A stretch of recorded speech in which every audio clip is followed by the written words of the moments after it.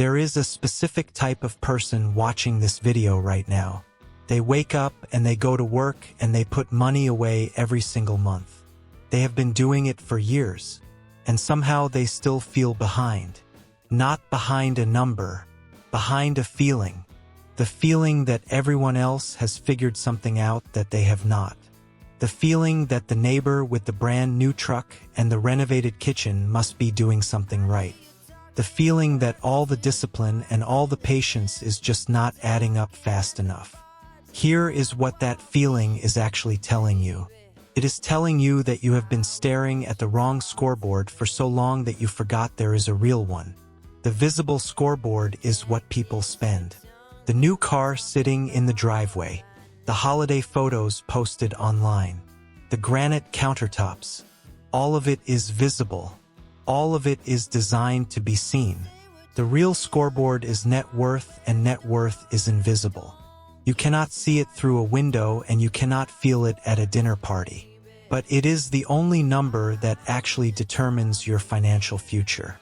Today we are going to look at 3 specific signs that tell you whether you are above average on the real scoreboard, not the visible one. We are going to use actual data, not motivational approximations. Actual median numbers that most people have never seen, and by the end of this video you are going to understand exactly where you stand. Stay with me, because the numbers we are about to look at are going to surprise you, and for a lot of people watching this right now, they are going to surprise you in a very good way. Before we get to the 3 signs, we need to talk about the baseline. Because without understanding where most people actually are, you cannot understand what above average actually looks like. The median American in their 50s, not the average, the median, has $53,000 saved for retirement. $53,000 after 30 or more years of working. That is the middle point. Half of all Americans in their 50s have more than that. Half have less. Now here is where the number becomes real.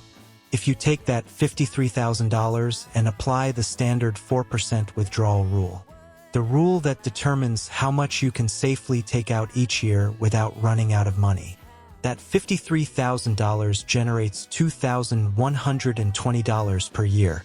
That is $176 per month to supplement whatever other income exists. $176 per month. That is the financial reality for the median American entering retirement.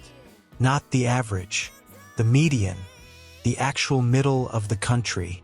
Now here is the psychological trap that catches disciplined savers. The person with almost nothing saved has usually stopped looking. They avoid the account.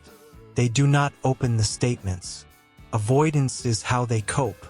But the person who is actually saving, the person who checks their balance and tracks their progress and thinks carefully about money, that person feels the gap more acutely. They compare themselves to financial influencers and aspirational targets and retirement calculators that assume 8% returns forever, and they feel inadequate. They are measuring themselves against a scoreboard that does not exist in reality, and that is the dissonance. The more disciplined you are, the more likely you are to feel behind, because you are paying attention in a world where most people have stopped. So let us build the real scoreboard, starting with sign 1. Sign 1 that you are above average is this. You have an emergency fund. That sounds almost too simple. But the data is not simple at all. 56% of Americans cannot cover a single $1,000 emergency using their savings. More than half. If the car breaks down or the washing machine stops working, more than half of all American households would need to borrow money or put it on a credit card to handle it. So if you have any meaningful amount of liquid savings sitting in an accessible account, you are already ahead of more than half the country. Before we even talk about retirement accounts or investment portfolios or any of that, the emergency fund alone puts you in the minority. Now there are 3 levels of emergency fund health, and it is worth knowing which level you are at because each level protects you differently. Level 1 is what we call survival. This is less than 1 month of your total living expenses sitting in savings. It covers small emergencies, but it does not give you much room. A single large, unexpected bill could still knock you off your investment rhythm. Level 2 is stability. This is 1 to 3 months of expenses saved and accessible. At this level, you have a real buffer. A job disruption or a medium-sized repair is painful, but it does not destroy your financial plan. Level 3 is what we call operational freedom. This is 3 to 6 months of full living expenses sitting in a high-yield savings account earning somewhere between 4 and 5% while it waits. At this level, you are protected from most of what life can throw at you without touching your investment portfolio at all. Most people we are describing today are aiming for level 3, and most people in this country have not even reached level 1. If you are anywhere between level 2 and level 3, you are in a genuinely rare position. But here is why the emergency fund matters beyond the obvious. The emergency fund is not just about covering a bill. It is about protecting your compounding. Let me show you what that means with a real example. Meet Ray. Ray is 38 years old, and he has been investing $500 a month for 4 years. He has built up just under $25,000 in his index fund. Ray does not have an emergency fund because he put everything into investing. He figured the investing was more important. Then Ray's car needs a $1,300 repair. Ray does not have $1,300 in liquid savings. So Ray puts it on a credit card at 22% interest. He plans to pay it off quickly. But the repair is followed by a higher electricity bill and then a dentist visit and then a small medical expense. Real life arrives all at once the way it often does. And Ray's $1,300 repair becomes a credit card balance that takes 9 months to clear and costs him nearly $1,800 total once interest is added. During those 9 months, Ray pulls back his investment contribution from $500 to $200 because the credit card payment is eating the difference. He misses out on $300 per month of contributions for 9 months.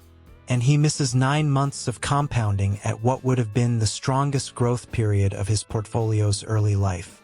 The $1,300 repair did not just cost him $1,800. It cost him the contribution gap and the compounding gap on top of that. That is what we call a structural trap. A single missing buffer turns a small emergency into a derailment of the entire wealth-building strategy. The emergency fund is not a safety net for emergencies. It is armor for your investment strategy. It is the thing that allows you to keep the portfolio untouched through every small crisis that would otherwise force you off the plan. If you have a funded emergency fund, even at level 1, you have already avoided the structural trap that catches most people. That is sign 1 that you are above average. Sign 2 is this. Your retirement savings exceed the actual median for your age group. Most people who compare their savings do not compare themselves to real data.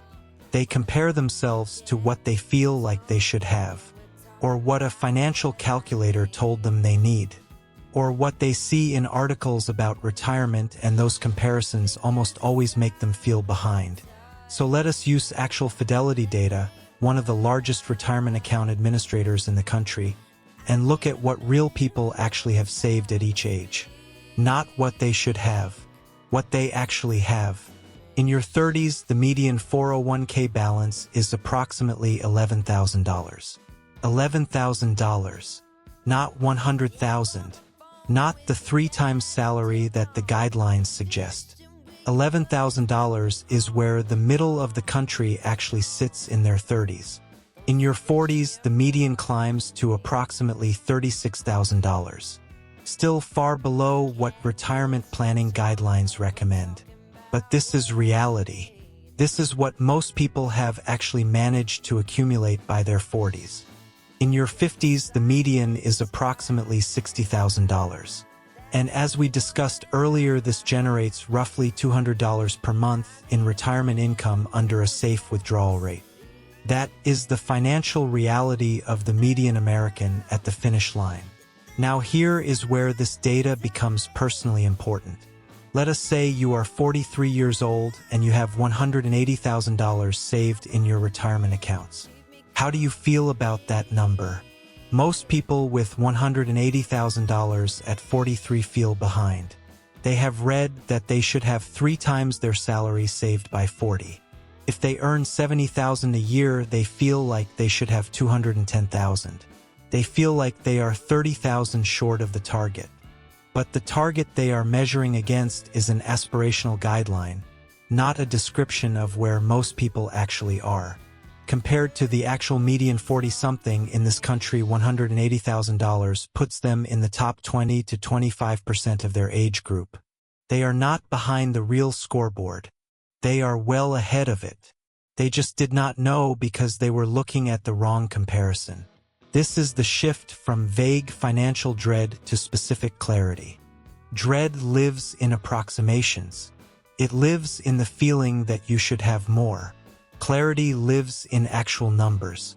And when you measure yourself against actual numbers, the picture changes dramatically for most disciplined savers. The guideline targets are useful as long-term goals.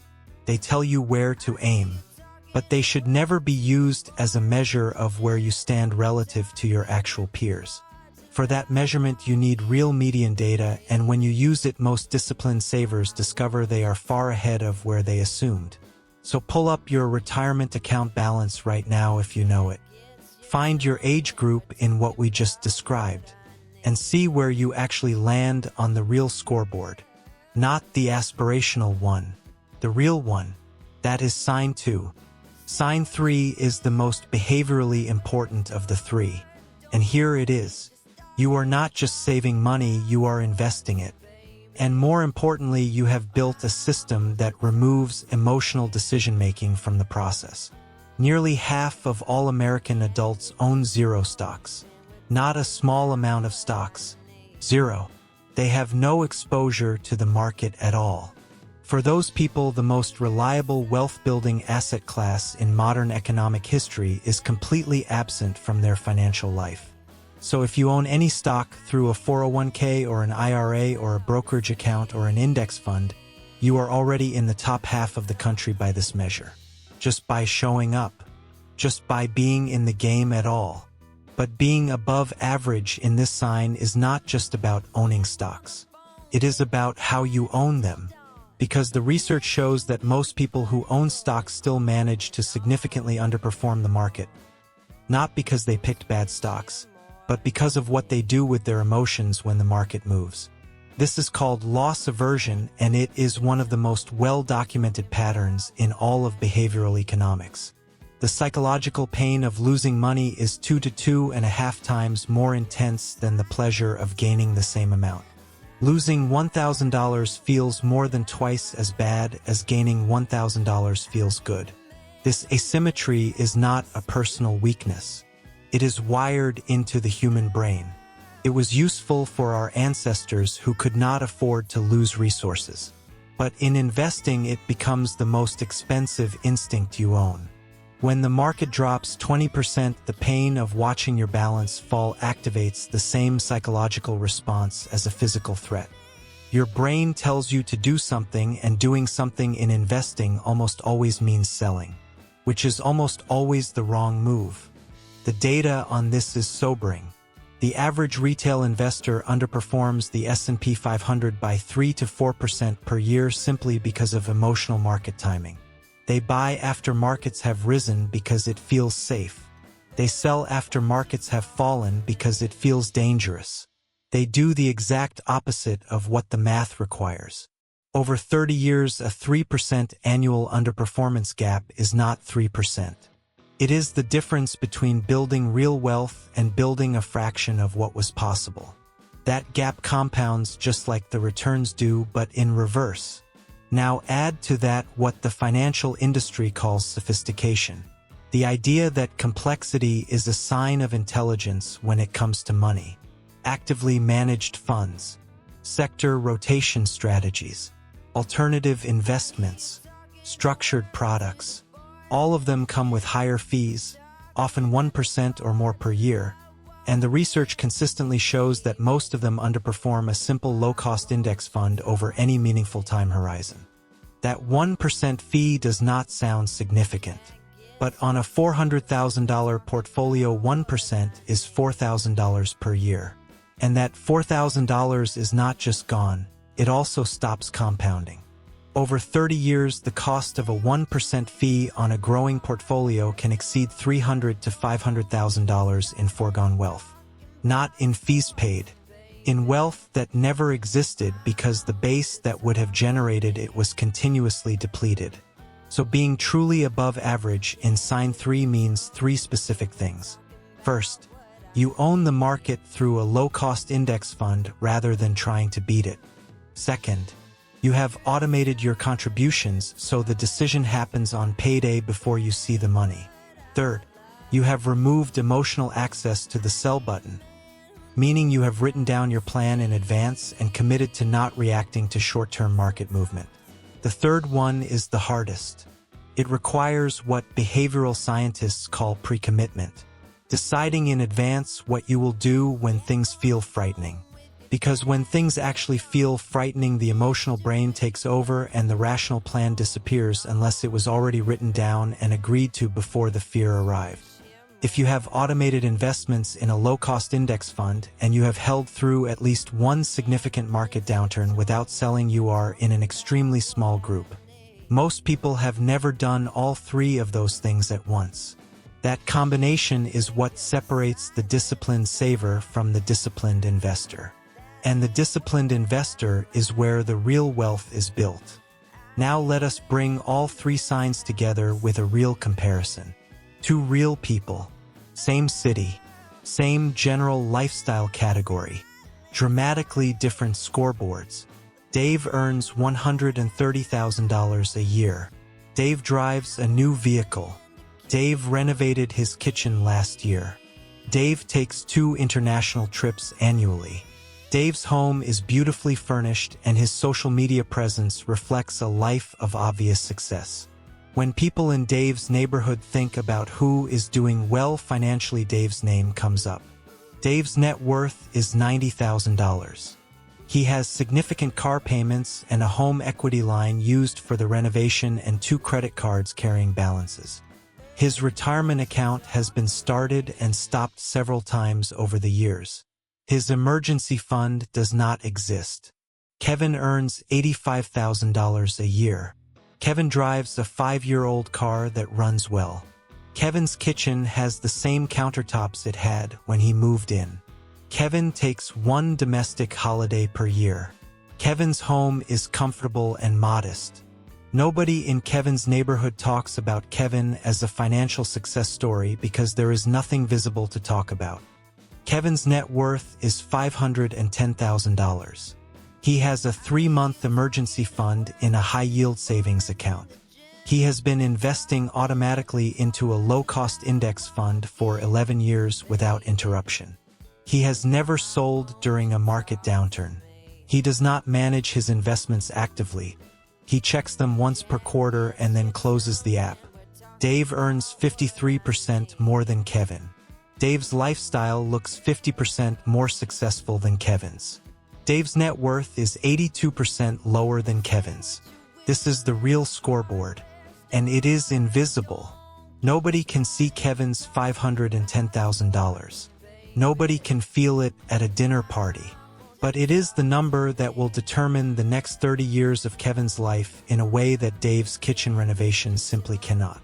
Dave is not a failure. Dave is the median. Dave is what happens when you optimize for the visible scoreboard instead of the real one. And there are millions of Daves earning good salaries, living visible lives, building very little underneath the surface. Kevin is above average. Not because he earns more, not because he got lucky, but because he chose the right scoreboard and then quietly optimized for it while the world looked the other way. So here is what you do with everything we just covered. In 3 steps, starting today. Step 1. Calculate your actual net worth right now. Take every asset you own, your savings accounts, your retirement accounts, your home value if you own one, any other investments, and add them up. Then take every debt, your mortgage balance, your car loans, your credit card balances, your student loans, and subtract the total. What remains is your real number. Your real scoreboard position. Write it down. Step 2.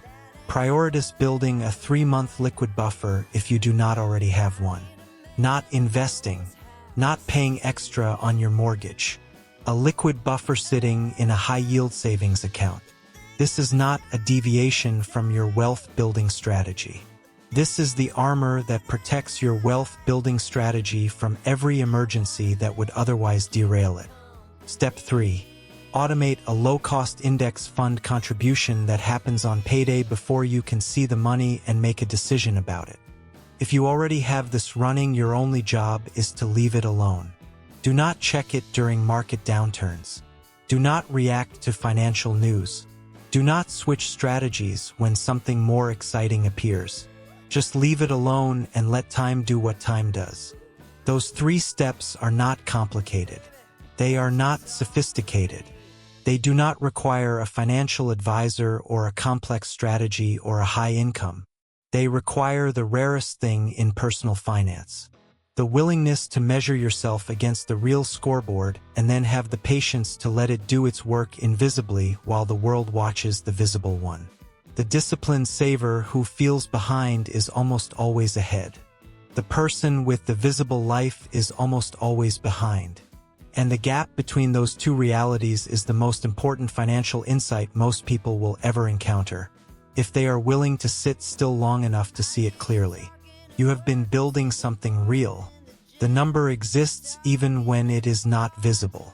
And every month that you stay consistent, you are widening the gap between where you are on the real scoreboard and where the median will ever reach. Share this video with one person in your life who is disciplined with money but still feels behind. Because the feeling and the reality are very different things. And sometimes all it takes is one clear look at the actual numbers to change how a person sees their entire financial life. I will see you in the next one.